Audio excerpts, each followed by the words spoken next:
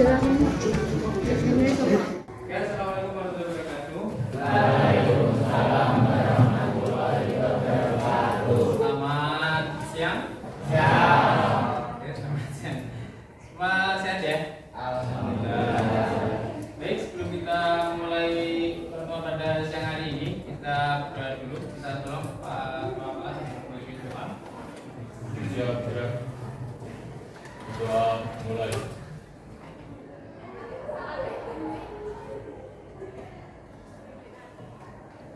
Doa selesai. Ya, terima kasih. Baik, sebelum kita lanjutkan, ada absensi dulu seperti biasa. Yang nggak masuk siapa? Banyak. Oh. Jadi saya catat dulu ya. Ada berapa?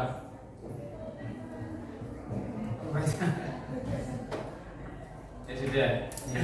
Nanti seperti biasa yang presensi biar cepat presensi online di grup WA dengan polling saya share nanti ya. Oke. Ya anak-anak, pada kesempatan kali ini kita akan belajar tentang dampak kemajuan teknologi informasi terhadap dunia pendidikan, khususnya pendidikan formal tingkat menengah atau SMK, SMA. Ya berhubung kita di SMK ya berarti fokus di SMK gitu ya.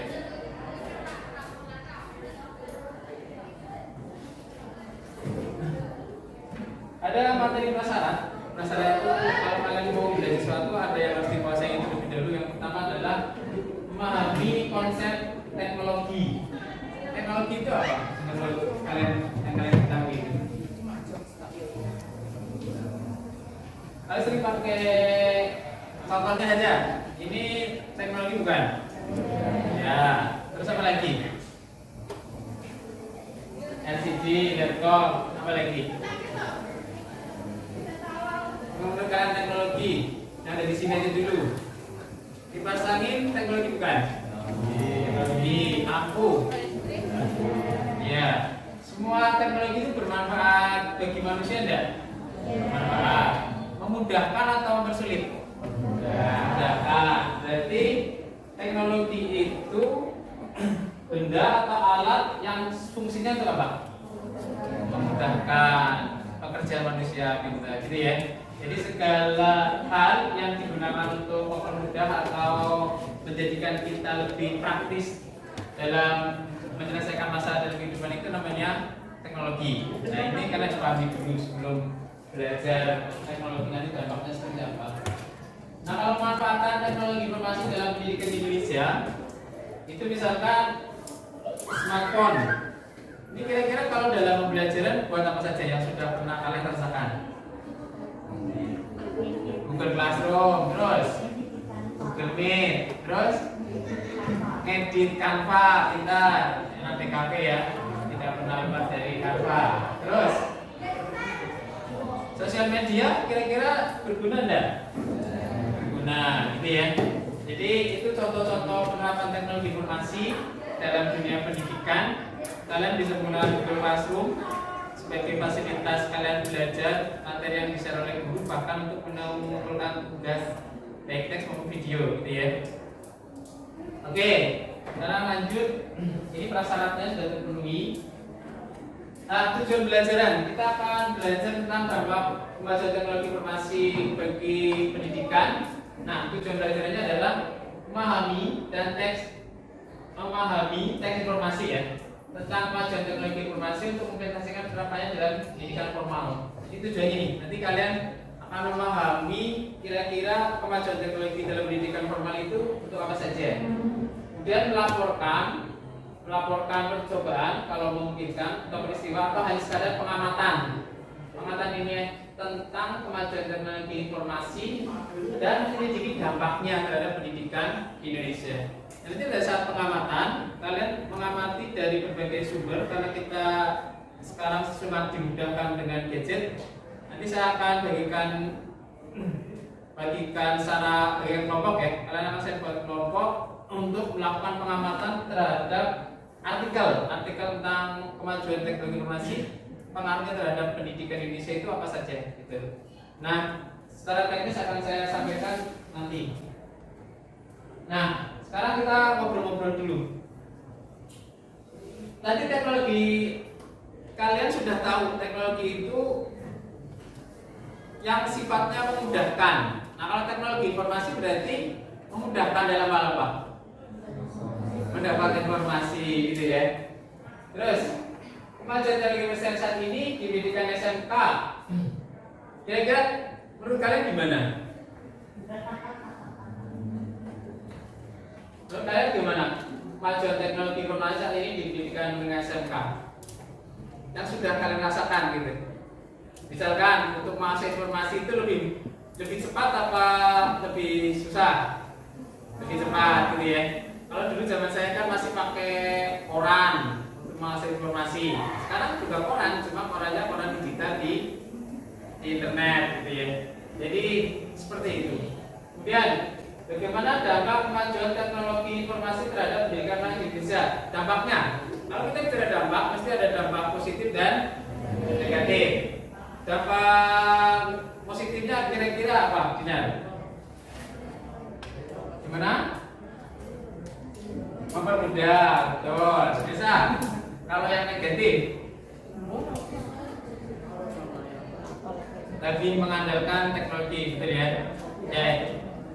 Jadi effortnya nggak seperti dulu ya, usahanya untuk mendapatkan informasi. Oke, saya kira 2 saja itu untuk memantik kalian. Nanti lebih banyak pada saat diskusi dengan kelompok. Nah, setelah kalian tahu dampak positif dan negatifnya, cara mencegahnya perubahan perilaku. Jadi teknologi informasi itu kan sangat mempengaruhi perilaku ya. Contohnya gini, kalau dulu siswa masuk kelas itu saya pagi itu masih semangat. Kalau anak sekarang pagi sudah benar ngantuk. Itu kan dampak negatifnya ya. Yang dicegah tentu dampak negatifnya. Kalau dampak positif, ya itu memang seharusnya gitu ya. Oke, ini sekadar mantik saja supaya nanti ada gambaran sedikit tentang materi yang akan kalian pelajari. Nah, nanti kalian akan bekerja secara kelompok. Yang perlu didiskusikan adalah dampak positif, dampak negatif, dan pencegahannya. Ya, kalian bisa browsing dari berbagai macam sumber di internet, baik YouTube, berupa video maupun artikel tulisan, gitu ya. Oke. Nah, ini ada quote, kontribusi terbaik adalah partisipasi. Ada yang tahu quote-nya siapa? Kontribusi terbaik adalah partisipasi. Kontribusi itu apa? Sumbangan ya. Partisipasi apa? Ikut serta ya. Jadi sumbangan terbaik adalah ikut sertaan kita dalam suatu kegiatan. Kalau kegiatan kelompok ya berarti kelompok. Jadi harapan saya ini yang menyampaikan adalah Ali bin Abi Thalib. Sahabat Ali pernah menyampaikan bahwa bahasa Indonesia gini, kalau beliau kan pakai bahasa Arab ya. Kontribusi terbaik adalah partisipasi. Jadi saya minta kalian nanti setiap individu punya kontribusi lebih, punya peran yang tinggi di kelompoknya masing-masing dalam menyelesaikan tugas, gitu ya. Oke, saya kira itu. Ada pertanyaan mengenai tugas kelompoknya pada pagi hari, pada siang hari ini? Tidak ada, sudah jelas ya. Jadi saya ulangi lagi, mendeskripsikan dampak positifnya, kemudian dampak negatifnya, kemudian pencegahannya.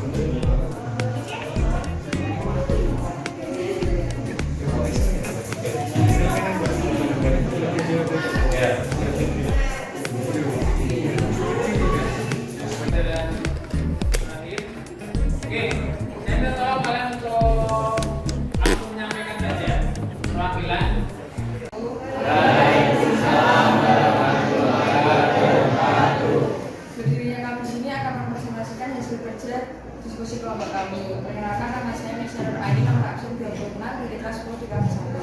Saya Nadia Putri, Turun aja. saya dari Puspitasari dari kelas 10 di KP 1 nomor absen 9. Saya dari Sunan Tiara Dewi dari absen 31. Jadi di sini kami akan menjelaskan tentang dampak positif, dampak negatif, dan juga cara mencegah dampak negatif dari teknologi informasi. Teknologi adalah sesuatu yang benda atau sebuah software atau hardware yang berupa teknologi yang memudahkan manusia untuk bekerja. Dan informasi sendiri, teknologi informasi sendiri adalah sebuah, biasanya kita bisa menemukan dalam bentuk situs atau video di YouTube untuk kita mendapatkan informasi. Jadi di sini kami diskusi kami yaitu membahas tentang dampak positif dan dampak negatif beserta solusinya.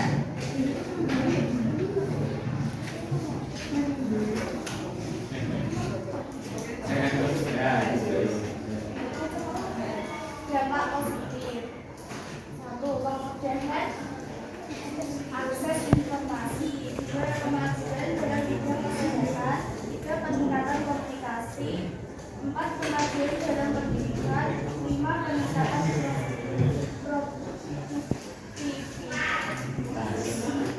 produktivitas. 6. Informasi dalam industri, khusus teknologi ramah. Dampak negatif dari teknologi informasi adalah kehilangan kemampuan bergaul, cenderung menyangkut dunia kehidupan online, pengaruh buruk, kurangnya interaksi dengan makhluk hidup, adanya tayangan kekerasan yang memicu ambil penyakit, orang yang melihat, individualisme yang tinggi.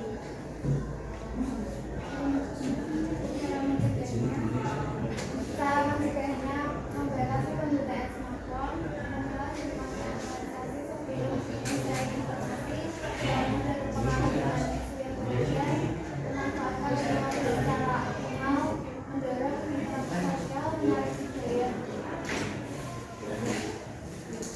Ini adalah diskusi dari kelompok kami. Yang selanjutnya dari kami, wassalamualaikum warahmatullahi wabarakatuh.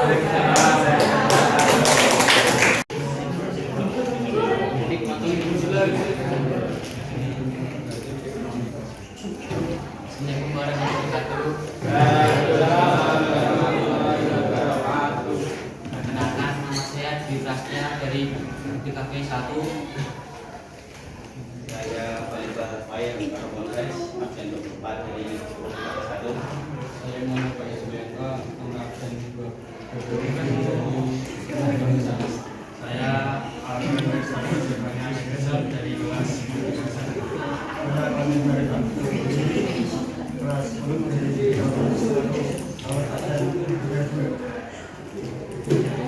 Di sini kami akan presentasikan dampak teknologi informasi dan pendidikan. Dampak positif informasi yang dibuka akan semakin cepat dan mudah diakses untuk kepentingan pendidikan. 2. Inovasi dalam pembelajaran semakin berkembang dengan adanya inovasi e-learning yang semakin memudahkan proses pendidikan. 3. Kemajuan TIK juga akan memungkinkan berkembangnya kelas virtual atau kelas yang berbasis telekonferensi yang tidak mengharuskan sang pendidik dan peserta didik dalam satu ruangan.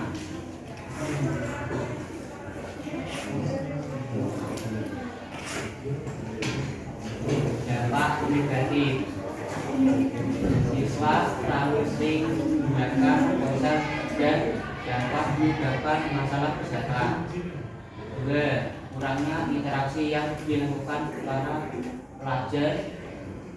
3. Memunculkan rasa malas untuk belajar karena terlalu sering bermain media sosial. Cara mencegah dampak negatif pada perangkat digital ialah mempelajari fintech, ilmu pengetahuan dan teknologi, supaya kita dapat menggunakan perangkat digital secara bijak, agar kita dapat menggunakan perangkat sesuai dengan kebutuhan dan dapat memperoleh waktu pemakaian perangkat digital dengan tepat, sehingga kita dapat memilah mana yang dapat menimbulkan dampak positif maupun negatif. Sekian presentasi dari kami. Saya tutup. Waalaikumsalam warahmatullahi wabarakatuh. Dalam memahami pelajaran tadi, materi tadi, siapa yang akan dimintai bantuan gitu? Apa mbahnya, atau gurunya, atau teman, atau mungkin dari teman dari sekolah lain? Kira-kira siapa? Menurutmu? Oh, guru siapa? Oh, guru saya. Kalau guru lain mungkin enggak? Enggak, tidak. Jadi nanti bisa tanya-tanya langsung ke saya via WA boleh. Yang terakhir, jika kalian diminta untuk memberikan rating atau bintang 1 sampai dengan 5, kira-kira dari kelompok sana dulu bintang berapa? Pemahaman tentang materi ini 1 sampai 5? 5, berarti paham semuanya ya. Yang sini? Oh 5, ini nggak ada masalah. Ini 5 juga? Oh 5. Sini? 5, paham banget. Sini? Ini pengikutnya itu tuh 5. Berarti melampaui batas ya. Terakhir 2. Oke, berarti saya menyimpulkan tidak ada kesulitan karena memang ini materi yang mungkin relatif mudah di antara materi sosial yang lain. Bapak mudah-mudahan bisa bermanfaat. Ini ada quotes lagi, syukuri apa yang kamu alami dan hidup akan diberikan lebih banyak alasan untuk bahagia.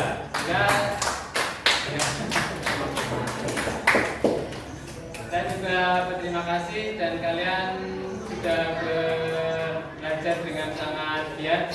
Saya melihat masih tetap semangat untuk mengerjakan tugasnya. Ada yang ditanyakan?